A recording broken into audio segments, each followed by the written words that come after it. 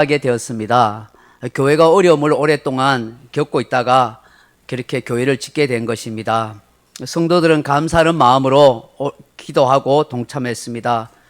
근데 약간 변들이 시골 마을에 교회를 짓다 보니까 주변 마을 사람들의 반대가 아주 심했습니다. 그 시골 마을에 그 특세가 있잖아요. 그래서 매일 항의를 하고 군청에다가 민원을 넣고 심지어 국가인권위원회까지 그렇게 청원을 넣을 정도로 힘들게 하였다고 합니다. 이미 교회를 짓도록 허가가 나왔고 교회를 건축하고 있는데도 계속 민원을 넣어서 교회를 괴롭힌 것입니다. 목사님과 교회로서는 참 난감하고 당혹스러운 일이 아닐 수 없습니다. 목사님과 성도들이 매일 모여서 기도하면서 가슴 아파했습니다. 그런데 세월이 지나고 보니까 그것이 참 감사한 일이 되었다고 합니다. 교회를 지을 때에 교회 그 마을에 진출입로를 그렇게 닦기 위해서 공사비가 몇 억이나 그렇게 들어야 했습니다. 그래서 군청에서 교회를 건축하도록 허가하면서 그 조건으로 이 마을 진출입로를 닦아야만 그렇게 교회를 짓도록 허가하겠다 하는 이런 요구 조건이었죠. 그래서 결국은 이제 교회가 이렇게 진출입로를 닦겠다고 그게 또 이렇게 언덕에 있는 거 그것도 깎아내는 것도 하고 또 그 매달 또 관리비를 한 달에 100만 원씩 내겠다는 이런 조건으로 교회를 건축하게 되었습니다. 그런데 마을 주민들이 계속해서 항의를 하고 데모를 하니 민원을 제기하니까 군청에서는 그 담당자가 업무를 제대로 볼 수가 없습니다. 그래서 너무 힘들고 귀찮아서 이 진출입로를 닦는 명령을 하지 않고 그냥 놔두어 버렸습니다. 그 상태로 교회는 건축하게 되었고 또 교회를 사용하게 되었습니다. 마을과 교회로 들어가는 진출입로를 크게 짓지 않아도 교회를 들어가는 데는 아무런 이상이 없는 것입니다. 마을을 위해서 그렇게 만들려고 했는데 그렇게 데모하고 항의하고 민원을 제기하다 보니까 결국은 그 진출입로를 크게 넓히거나 만들지 못한 것입니다. 그런 관계로 교회는 몇 억의 건축비를 아끼게 되었고 지금까지도 100만 원이 드는 그런 관리비를 따로 내지도 않고 있다는 것입니다. 그래서 그 선배 목사님 때로는 데모도 항의도 민원 제기도 참 감사한 일이 되는 것 같습니다. 결국 우리 교회 입장에서는 아주 잘된 일이 되어버렸습니다. 참으로 범사에 감사해야 한다는 것을 새삼 깨닫게 되었습니다 하고 저에게 말해 주었습니다. 저는 그 얘기를 들으면서 이거는 정말 뜻밖의 감사이구나 하는 생각을 하게 되었습니다. 사랑하는 성도 여러분, 우리가 인생을 살다 보면 이렇게 난감한 일이 생깁니다. 누군가에게 항의를 받거나 하던 일이 꼬여서 곤란한 지경에 빠질 수도 있습니다. 그런데 그러한 어려움과 문제가 오히려 뜻밖의 감사한 일로 바뀔 수 있다는 것입니다. 그래서 인간만사 세옹지마라고 하지 않습니까? 슬픔이 결코 슬픔으로 끝나는 것이 아니오 아픔이 상처로 그렇게 마무리되는 것이 아니라는 것이죠. 그 슬픔이 기쁨이 되고 아픔이 감사가 될 수 있기 때문입니다. 그런데 가만히 생각해 보면 그 뜻밖의 발생하는 감사하는 일이 결코 우연이 아니라는 사실입니다. 우리의 믿음, 우리의 기도, 우리의 삶, 우리를 향하신 하나님의 선하신 섭리와 뜻이 합력하여 작동하였기 때문입니다. 무엇보다도 평소에 늘 감사하는 마음으로 살았던 삶의 결과가 그렇게 나타날 수 있다 하는 것입니다.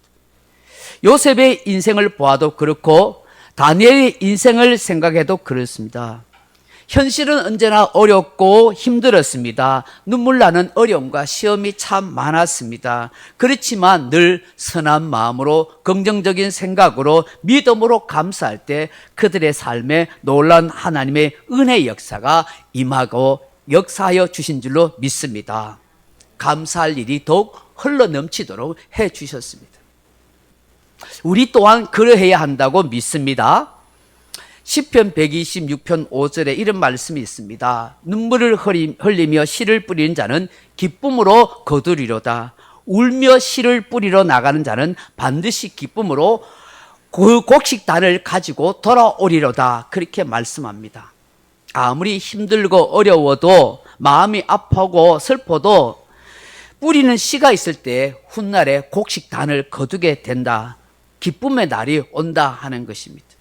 심지 않는 데서 거둘 수 없고 뿌리지 않는 데서 추수할 것이 없는 것입니다. 저는 감사도 마찬가지라고 생각합니다. 감사하지 않는 사람에게 어떻게 더 감사할 일을 하나님이 주시겠습니까? 감사라는 씨를 뿌릴 때 아름다운 감사라는 더 큰 열매와 추수를 하도록 할 것이라 믿습니다. 성경의 범사에 감사하라는 말씀도 바로 이와 같다라고 생각합니다. 어떤 일이든지 무슨 일을 겪든지 그 모든 일에 하나님의 뜻, 하나님의 섭리, 하나님의 역사가 있음을 알고 감사할 때 그 삶의 결과가 감사로 끝날 수 있다 하는 것이죠. 그러므로 범사에 감사하라는 말씀은 우리의 삶에 있어서 형통케 하는 열쇠와 같은 것입니다. 오늘 시편 기자는 우리가 정말 감사하고 찬송할 일에 대하여 노래합니다. 그것이 무엇입니까? 첫째로 여호와가 우리의 하나님이시기 때문이라는 거예요. 3절을 보시면 여호와가 우리의 하나님이신 줄 너희는 알지어다. 그는 우리를 지으시니요 우리는 그의 것이니 그의 백성이요 그의 기르시는 양이로다 라고 말씀합니다. 그 하나님이 어떤 분이라고요? 우리를 지으신 분이라고 하십니다. 곧 우리의 영혼과 생명과 육체를 만드신 창조주 하나님이시라는 것이죠. 하나님은 우리를 하나님의 형상으로 창조하셨습니다. 그런 까닭에 우리를 지극히 사랑하십니다. 끝까지 사랑하십니다. 우리를 만드셨기에 우리 하나님은 우리의 아버지가 되십니다. 그러하기에 우리를 향하여 이렇게 말씀합니다. 이사야 43장 7절에 내 이름으로 불러지는 모든 자 곧 내가 내 영광을 위하여 창조한 자를 내게 오게 하라. 내가 그를 지었고 그를 내가 만들었느니라. 그렇게 말씀하십니다. 그 하나님께서 오늘 우리를 그의 소유로 삼으신다고 말씀합니다. 우리는 그의 것이니라고 하십니다. 이사야 43장 1절에 보시면 야곱아 너를 창조하신 여호와께서 지금 말씀하시느니라. 이스라엘아 너를 지으신 이가 말씀하시느니라. 너는 두려워하지 말라. 내가 너를 구속하였고 내가 너를 지명하여 불렀나니 너는 내 것이라. 그렇게 말씀합니다. 하나님은 오늘 저와 여러분을 창조하셨고 죄악에서 구속해 주셨기에 하나님의 소유가 된다. 너는 내 것이라고 그렇게 말씀합니다. 저와 여러분은 하나님의 것인 줄로 믿습니다. 우리는 주님의 소유, 주님의 것이기 때문에 어떻게 하실까요? 이사야 43장 2절에 보면 이렇게 말씀하십니다. 네가 물 가운데로 지날 때 내가 너와 함께 할 것이라. 강을 건널 때도 물이 너를 침몰하지 못할 것이며 네가 불 가운데 지날 때도 타지도 아니할 것이며 불꽃이 너를 사르지도 못하나니 라고 약속하십니다. 어떤 위험한 지경에 있든지 우리를 돌보시겠다고 말씀합니다. 더 나아가서 우리가 하나님의 백성이요 그 하나님의 기르는 양이라고 말씀합니다. 하나님께서 우리의 왕이시고 우리의 목자가 되신다는 것입니다. 사랑하는 성도 여러분, 하나님께서 창조주가 되시고 내 아버지가 되십니다. 우리는 하나님의 가장 사랑하는 소유로 삼으십니다. 더 나아가서 하나님은 우리의 왕이시고 우리의 목자십니다. 이것은 무엇을 의미합니까? 우리를 돌보시고 끝까지 책임져 주시는 분이라는 의미가 아니겠습니까? 그 여호와가 바로 우리의 하나님이시라는 것입니다. 그렇기 때문에 감사함으로 그 문에 들어가며 찬송하고 그의 궁정에 들어가 감사하고 그의 이름을 송축한다고 노래하는 것입니다. 더 나아가서 우리가 즐거움과 감사함으로 찬송하는 이유가 무엇입니까? 하나님의 성품을 신뢰함으로 감사하고 찬송하는 것입니다. 5절 말씀을 보십시오. 여호와는 선하시니 그의 인자하심이 영원하고 그의 성실하심이 대대에 이르리로다 라고 말씀합니다. 하나님의 성품이 어떠하다고 말합니까? 선하시다, 인자하시다, 그리고 성실하시다고 말합니다. 하나님은 악한 것을 좋아하지 않습니다. 사랑하는 자에게 언제나 좋으신 하나님, 선하신 하나님으로 역사하십니다. 그 하나님은 또한 인자하십니다. 헤세드 한없이 우리에게 긍휼과 자비와 인애를 베풀어 주신 동정심을 가지고 계시는 그런 우리 하나님입니다. 내가 얼마나 연약하고 얼마나 힘들어하고 얼마나 아파하고 얼마나 부족한지를 너무나 잘 아셔서 우리를 동정해 주시는 그런 주님이십니다. 내가 모자람이 많고 부족함이 많고 때로는 실수가 많고 때로는 좀 이기적으로 살고 때로는 죄를 짓고 실족하고 넘어져도 오랫동안 참아주고 기다려주시는 긍휼의 하나님이십니다. 진심으로 우리가 죄를 깨닫고 돌아오기를 기다려주십니다. 이 성품이 바로 하나님의 헤세드 아닙니까?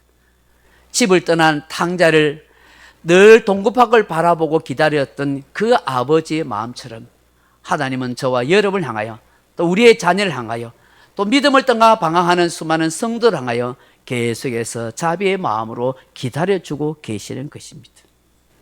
그 십자가에 피 흘리신 사랑으로 우리를 더 이상 정죄당하지 않도록 당당한 인생으로 살아가도록 용서하시고 자비를 베푸시는 하나님이십니다. 그 하나님의 성품은 언제나 한결같습니다. 성실하십니다. 변함이 없으십니다. 영원토록 선하시고 인자하시고 성실하신 하나님이 계시기에 우리는 그 하나님 때문에 늘 감사하고 찬송하며 살아갈 수 있는 것입니다. 사랑하는 성도 여러분, 여호와 하나님을 나의 하나님으로 믿고 살아가는 성도, 하나님의 선하심과 인자하심과 성실하심을 맛보고 살아가는 성도들은 언제나 감사하는 마음으로 찬송하며 주님 앞에 나아가야 합니다. 이것이 마땅히 우리가 해야 할 일이고 본분이며 우리가 누리고 살아가야 할 기쁨과 축복이 되는 것입니다. 구속함을 받은 주의 백성들이 함께 찬양하는 이 즐거움의 예배는 천국에서 구원받은 하나님의 백성들이 삼위 하나님을 송축하고 예배하는 그 아름다운 모습의 표상이 되는 것입니다. 우리가 이게 모여서 하나님을 찬송하고 예배한 이 모습 그대로 우리는 하늘나라 천국에서 함께 삼위 하나님을 송축하고 예배하는 그런 기쁨과 즐거움의 날을 맛보게 될 줄로 믿습니다. 그렇다면 정말 하나님의 선하심, 하나님을 나의 하나님으로 믿고 의지하며 그 선하심과 인자하심과 성실하심을 믿고 감사하는 성도에게는 어떤 일이 생길까요? 그 첫째로 우리의 마음에 독소가 다 빠지게 될 것입니다. 여러분, 우리 인간의 마음에는 참 독소가 많습니다. 그 독소가 무엇일까요? 미움, 시기, 질투, 분노, 정오, 이기심, 탐심, 음란, 방탕함, 용서하지 못한 상처. 우리의 영혼과 우리의 마음을 병들게 하고 우리의 인생과 우리의 가정과 교회를 무너뜨리는 이런 독소들이 우리 마음속에 참 많습니다. 미국의 워싱턴 대학의 심리학 교수인 존 카트맨이라는 분이 35년간을 연구한 결과 부정적인 대화나 상대방을 비방하고 경멸하는 말을 하는 부부나 사람에게 있어서 그 관계가 깨어지거나 악화되는 것이 94%였다고 그렇게 조사 통계했습니다. 그렇기 때문에 이런 파괴적인 언어를 사용하지 아니하고 오히려 감사하다는 말을 많이 사용하면 우리 안에 있는 독소가 제거되고 상대방 마음에 있는 독소도 제거된다고 그렇게 말하고 있습니다. 감사하다는 말은 우리 안에 있는 이런 파괴적인 언어를 순화시키고 정화시키는 강력한 처방이고 그야말로 내 마음의 독소를 깨끗이 제거하는 백신과도 같다는 거예요. 어느 유명한 가수가 있습니다. 그가 유명해지자 인터넷에서 각종 안티팬들이 그를 괴롭히는 댓글을 달아 올렸습니다. 그것 때문에 얼마나 스트레스를 받겠습니까? 너무 심하게 스트레스를 받는 사람 중에 자살하는 사람도 있지 않습니까? 그런데 이 가수는 이렇게 팬들이 또 혹은 다른 사람들이 자신을 비방하는 글을 올릴 때마다 이렇게 댓글을 달아줬습니다. 좋은 지적을 해주셔서 감사합니다. 더욱 노력하겠습니다. 감사합니다. 어떤 글을 올릴 때마다 계속해서 이렇게 합니다. 감사합니다. 감사합니다. 변화시키겠습니다. 노력하겠습니다. 감사합니다. 감사합니다. 감사합니다. 계속해서 감사합니다 하고 글을 올렸더니 나중에는 그 비방의 글이 자연스럽게 줄어들기 시작하고 오히려 안티팬들 중에 많은 사람들이 진짜 팬으로 돌아서더라는 것이죠. 감사는 내 마음에 있는 독서를 제거할 뿐만 아니라 하나님과 사람을 감동시키는 그런 축복의 말이 되는 것입니다. 정말이지 감사는 나의 마음과 다른 사람의 마음에 독서를 제거할 뿐만 아니라 사랑과 온유함과 신실함으로 다른 사람을 변화시킬 수 있는 강력한 에너지가 된다는 거예요. 둘째로 그 하나님의 선하심과 인자하심과 성실하심을 믿고 감사할 때 우리 안에 어떤 일이 일어날까요? 부정적인 자아상에서 긍정적인 자아상으로 바뀌는 현상이 일어나는 것입니다. 신앙은 기억력이라 하는 말이 있습니다. 대부분 우리 신앙의 문제는 신앙의 건망증에서 비롯됩니다.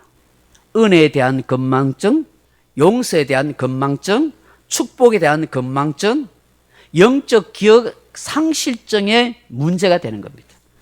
우리는 너무나 쉽게 빨리 하나님의 은혜를 잊어버립니다. 이것이 죄의 특성이요, 연약한 인간의 미련함입니다. 내가 어떤 용서를 받았는지, 어떤 은혜를 받았는지, 어떤 축복을 받았는지 우리는 자주 잊고 살아갑니다.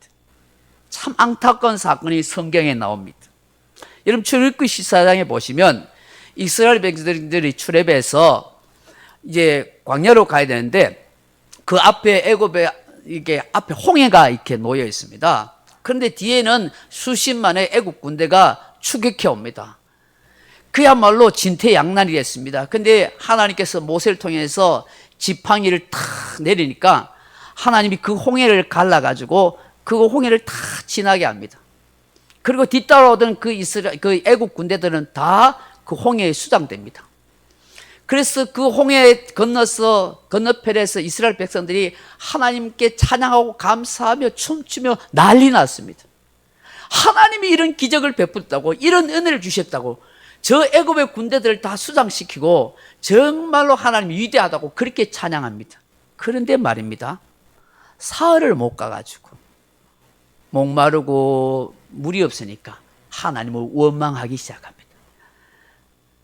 하나님 이렇게 우리를 이렇게 할 수 있습니까? 왜 우리를 이곳에 데려와서 애굽에 매장지가 없어서 여기 죽게 하려고 이렇게 합니까? 하고 하나님과 모세에 대해서 원망하고 불평하기 시작합니다. 3일 전까지만 해도 하나님 대단하시다고, 위대하신 하나님이라고 그렇게 그 은혜를 그렇게 노래 불렀던 사람들이 사흘 지나고 난 뒤에 내 현실이 어려우니까 그 은혜를 까맣게 잊어버리고 그렇게 불평하고 원망하는 그런 참 모자람이 많은 이스라엘 백성들을 보게 되는 것입니다. 어쩌면 그 이스라엘 백성들이 우리의 모습은 아니겠을까요? 여러분, 영어로 감사하다는 말이 이 생각하던 think에서 유래됐다고 하죠. thank가 think라는 생각에서 유래됐다고 말합니다. 감사하는 사람은 곧 생각하는 사람이라 하는 것이죠. 감사의 결연은 곧 생각의 부족에서 오는 것입니다. 여러분, 조금만 생각해 보면 감사할 것들이 훨씬 많습니다. 주변을 생각해 보세요.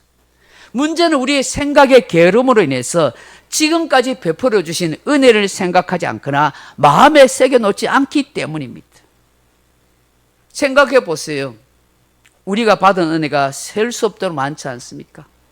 내가 구원받을 수 있다니, 내가 하나님의 자녀로 살아갈 수 있다니, 내가 지금 이 자리에서 건강한 모습으로 예배를 드릴 수 있다니, 내가 은혜 받을 수 있도록 하나님께서 내 두 발로 걸어올 수 있다니, 지금 이렇게 호흡할 수 있다니, 이거 정말 감사한 일이 아니에요.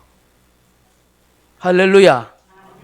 여러분, 이렇게 내가 목소리 높여서 마이크를 잡고 찬양할 수 있는 것도 감사한 일이고, 내가 이렇게 두들길 수 있는 것도 감사한 일이에요. 건강하지 못하면 할 수 없는 일이에요. 내 부모, 내 형제 같이 살아갈 수 있다는 거 감사한 일이죠. 좋은 부모 만나는 거 감사하세요. 윤희 씨, 영찬 씨, 영찬군. 가난하고 어려운 부모를 만나서 학교도 제대로 못 다니고 먹을 거 없는 부모 속에 있다면 어떻게 얼마나 힘들겠어요. 준호 군도 마찬가지고 감사하세요. 할인이도 마찬가지고 감사한 일이죠. 세리그만 박사님이 행복과 성공의 삶을 사는 사람은 마음속에 항상 예수가 있는 사람이라고 그렇게 말한대요.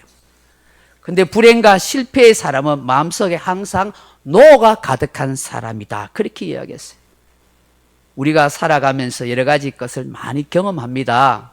뜻하지 않는 부정적인 경험, 상처, 배신, 가난, 실패, 좋지 못한 인간관계, 이러한 것들이 부정적, 비판적 자아를 크게 형성하게 됩니다. 반대로 좋은 경험이 많은 사람을 긍정적인 자아로 형성하게 됩니다. 그렇기 때문에 어릴 적부터 항상 혼나고 지적당하고 매맞고 벌받고 그렇게 성장한 사람은 부정적 자아상이나 비판적 자아상을 형성하기가 쉽습니다. 그렇기 때문에 할 수만 있으면 우리의 자녀들에게 인정하고 격려하고 칭찬을 찾아서 해줄 수 있도록 해야 합니다. 그리고 비전과 꿈을 심어줄 수 있도록 해야 합니다. 너는 안 돼, 못해가 아니라 하나님이 할 수 있으면 해 하고 그렇게 이야기해야 되는 것입니다. 제가 최근에 어떤 간증을 들었는데 자기가 이렇게 될 수 있었던 것은 자기 할머니와 어머니 때문이라 그렇게 이야기하더라고요. 뭐냐면 자기는 스스로 위축돼서 안 되는데 아니야, 너는 할 수 있어. 하나님이 너를 도우면 할 수 있을 거야. 잘할 수 있을 거야 하고 계속 격려하고 때로는 메시지를 그렇게 넣어주었는데 그것이 자기에게 인생의 큰 힘과 에너지가 되었습니다라고 그렇게 간증했었습니다. 무엇보다도 하나님을 믿고 의지하도록 계속해서 권면하고 기도해 줘야 합니다. 언젠가는 자신뿐만 아니라 우리의 자녀들도 하나님의 은혜를 받으면 얼마든지 달라질 수 있는 겁니다. 하나님의 선하심과 인자하심과 그 성실하심을 체험하면 깨닫게 되면 얼마든지 변화될 수 있는 인생이 되는 거예요. 물론 하나님의 은혜를 받아도 마음속에 고착화되어 있는 부정적 자아가 당장 쉽게 사라지지 않을 수 있습니다. 그렇지만 주의 은혜에 대해서 계속해서 감사하고 또 감사할 때 얼었던 땅에 이삭이 나듯이 움직이지 않던 그 거대한 배가 백고동을 울리며 서서히 항해를 할 수 있듯이 우리의 인생도 그렇게 될 수가 있다는 것이죠. 우리가 하나님을 신뢰하고 계속 감사할 때 하나님의 눈으로 주의 역사를 볼 수 있는 긍정적인 신앙의 사람으로 바뀌게 될 줄로 믿습니다. 마지막으로 그 하나님의 선하심과 인자하심과 성실하심을 믿고 감사할 때 우리 안에 어떤 일이 일어날까요? 진정으로 영성의 사람으로 변화되어지게 되는 것입니다.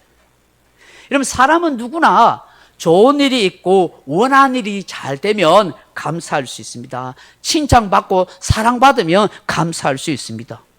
어디 사람뿐이겠습니까? 애완견도 기분 좋아라 꼬리치며 멍멍합니다. 기분 좋고 감사하다고 그러는 것이죠. 그런데 정말 어려운 순간에 힘든 상황 속에서도 기뻐하고 감사할 수 있는 것은 보통 사람이 하기 어려운 일입니다. 그런데 진정한 신앙의 사람, 영성의 사람은 그렇게 할 수 있습니다. 하나님이 원하시는 진정 믿음의 사람, 신앙의 사람은 어떤 상황 속에서도 감사할 수 있는 사람이 되기를 원하시는 것입니다. 생각해 보세요. 감옥에 갇혀 있습니다. 차디찬 지하 감옥에 착고에 그렇게 차여 있는 그 바울이 데살로니가 성도들에게 뭐라고 이야기합니까? 항상 기뻐하라, 쉬지 말고 기도하라, 범사에 감사하다. 이는 그리스도 예수 안에서 너희를 향한 하나님의 뜻이라고 말씀합니다. 빌립보 교회를 향하여 빌립보서 4장의 4절에서 항상 뭐라고 말씀합니까? 주 안에서 항상 기뻐하라. 내가 다시 말하노니 기뻐하라. 바울의 감사는 어떤 환경과 역경 속에서도 감사하고 만족하는 그런 고백을 하고 있습니다. 빌립보서 4장 12절 나는 비천에 처할 줄도 알고 풍부에 처할 줄도 알아. 모든 일 곧 배부름과 배고픔과 풍부와 궁핍에도 처할 줄 아는 일체의 비결을 배웠노라. 다니엘은 어떠합니까? 다니엘서 6장 10절에 보면 다니엘이 이 조세의 왕의 도장이 찍힌 것을 알고도 자기 집에 돌아가서는 윗방에 올라가 예루살렘을 향하여 창문을 여고 전에 하던 대로 하루 3번씩 무릎을 꿇고 감사 기도하였더라. 죽을 위기 속에서도 감사한 거예요. 이것이 진정한 신앙의 사람, 영성의 성도가 아니겠습니까? 왜 하나님께서 이 바울과 다니엘의 모습을 우리에게 기록하고 보여주십니까? 우리도 이런 신앙의 사람, 이런 영성의 사람, 이런 감사의 사람이 되었으면 좋겠다라고 말씀하는 거 아니겠어요? 성령의 사람 아레 토레이 박사님은 감사 충만이 곧 성령 충만이라고 말했습니다. 스펄전 목사님은 하늘 향해 감사하는 그 자체가 기도라고 그렇게 이야기했어요. 영국의 유명한 기도의 사람 윌리엄 노우는 위대한 성자란 기도를 많이 하는 사람이든지 금식을 많이 했던 사람이든지 혹은 자선을 많이 베풀었던 사람이 아니라 범사에 감사하는 사람이 위대한 성자다, 그렇게 이야기했어요. 요한복음 10장 10절에 우리 예수님이 이런 말씀하셔요. 도둑이 오는 것은 도둑질하고 죽이고 멸망시키는 것뿐이요 내가 온 것은 양으로 하여금 생명을 얻게 하고 더 풍성히 얻게 하려는 것이라. 우리 인생의 도적이 되는 사탄 마귀는요, 우리의 삶에서 가장 중요한 것을 빼앗아 가려고 해요. 그게 뭔지 아세요? 물론 생명과 영혼이겠지만 저는 감사하는 마음을 빼앗아 간다고 생각해요. 감사하는 마음을 잃어버리면 그 죽은 인생이거든요. 오늘 우리 예수님께서 우리에게 주시고자 하는 것은 감사하는 마음이에요. 감사하는 마음이 우리의 영혼과 생명을 지키는 중요한 비결이라는 걸 아시기 때문입니다. 감사하는 사람이 성령의 사람이 되어 감사하는 사람이 예수님의 진정한 제자가 됩니다. 감사하는 사람이 최고의 영성에 이르게 되는 것입니다. 감사가 충만한 진정한 영적인 하나님의 사람 다 되기를 주의 이름으로 축복합니다. 말씀 맺습니다. 사랑하는 성도 여러분, 11월 만나에서 감사의 편지라는 제목의 글이 있습니다. 거기에 이혜인님의 감사의 편지가 담긴 고백이 있습니다. 오늘은 가을 숲에 빈 벤치에 앉아 새소리를 들으며 흰 구름을 바라봅니다. 한여름 불볕같이 달아오른 내 마음을 서늘한 바람에 식히며 잠시 앉아있을 수 있는 이 시간들을 감사합니다. 자연 속에서 잠시 쉴 수 있는 것, 이 시간을 감사하는 그런 아름다운 고백을 하고 있습니다. 하나님이 나의 하나님 되심에 감사하십시오. 하나님의 선하심과 인자하심과 성실하심을 감사하십시오. 감사하는 사람에게 마음의 독소가 사라지게 됩니다. 감사하는 사람이 부정적인 자아상에서 긍정적인 자아상으로 변화되는 역사를 보게 됩니다.